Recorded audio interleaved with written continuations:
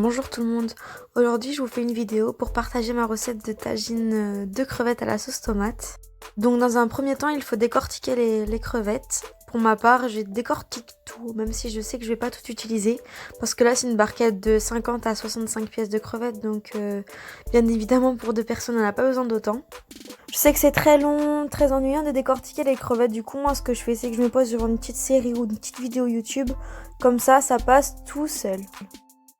Faites comme moi, vous les mettez dans l'eau, comme ça permet d'enlever tout l'excédent de sel, toute l'impureté en fait. Et vous allez voir par la suite que l'eau va complètement changer de couleur, donc c'est une étape vraiment, vraiment importante. Donc voilà, quand on a fini de décortiquer les crevettes, on va bien mélanger les crevettes dans l'eau et on va les changer d'eau. On va mettre une nouvelle eau pour que vraiment toute l'impureté s'en aille. Voilà, on mélange bien et on va changer d'eau.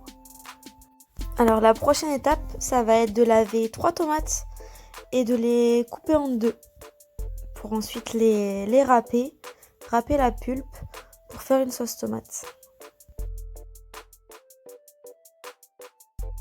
Voilà, alors quand vous allez les râper, on va utiliser la plus petite partie. Comme ça va nous permettre d'avoir une sauce tomate vraiment lisse et pas désagréable à la bouche tout simplement. Du coup, on enlève tout ce qui sort parce que c'est une partie trop dure et ce ne sera pas bon.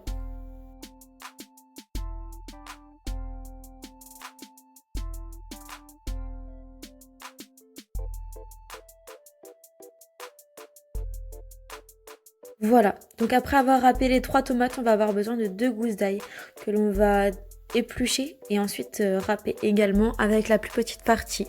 Mais avant ça, il faut faire une étape très importante. À chaque fois que vous allez utiliser des gousses d'ail, il faut impérativement enlever le germe. Parce que c'est une partie très indigeste pour le corps et c'est vraiment pas bien. Vous allez voir, c'est tout simple.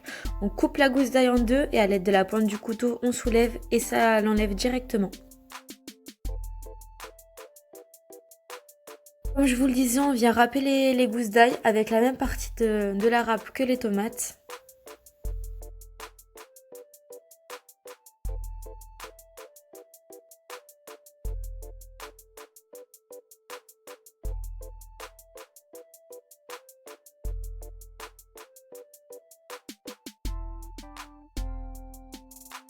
Ensuite vient le temps d'épicer et d'assaisonner la sauce tomate. Du coup, pour la première étape, c'est de mettre une cuillère à café de concentré de tomate. Il ne faut vraiment pas en mettre plus qu'une cuillère à café pour 2 personnes parce que sinon le tagine va avoir un goût amer. On ajoute également une cuillère à café de sel et on vient mettre du poivre. On vient également mettre du paprika, on en met vraiment beaucoup parce que c'est ça qui va faire tout le goût de la sauce. Après ça, il faut bien mélanger parce que moi mon paprika est un peu humide, du coup ça fait des blocs. Donc après avoir mélangé, on vient ajouter une grosse cuillère à soupe d'huile d'olive. La mienne vient du Maroc, elle est vraiment pure et vierge, du coup c'est parfait. L'huile d'olive c'est tellement bon pour la santé. Après ça, après avoir bien mélangé, on vient mettre cette sauce tomate dans le tagine.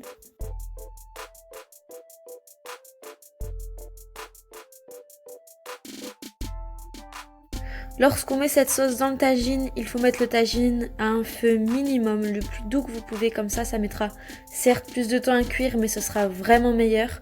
On vient ajouter un demi-verre d'eau qu'on met dans le bol pour pouvoir récupérer toutes les épices qu'il nous reste au fond du bol. Bon, moi j'avais fait une petite faute, j'avais mis trop d'eau, mais c'est pas grave. On vient faire cuire la sauce tomate à couvert pendant 15 à 30 minutes et ensuite on peut ajouter les morceaux de crevettes. Alors, on les dispose joliment, bien évidemment, et on couvre pendant 30 à 45 minutes. Faut juste vérifier qu'il n'y ait pas trop d'eau, mais bien sûr, faut pas enlever toute la sauce aussi.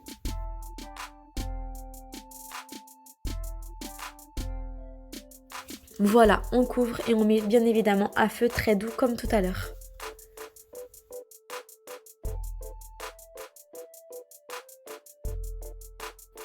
Voilà, le tagine est prêt.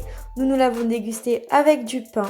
J'espère que cette recette vous aura plu et on se retrouve très prochainement pour une nouvelle recette. Bye!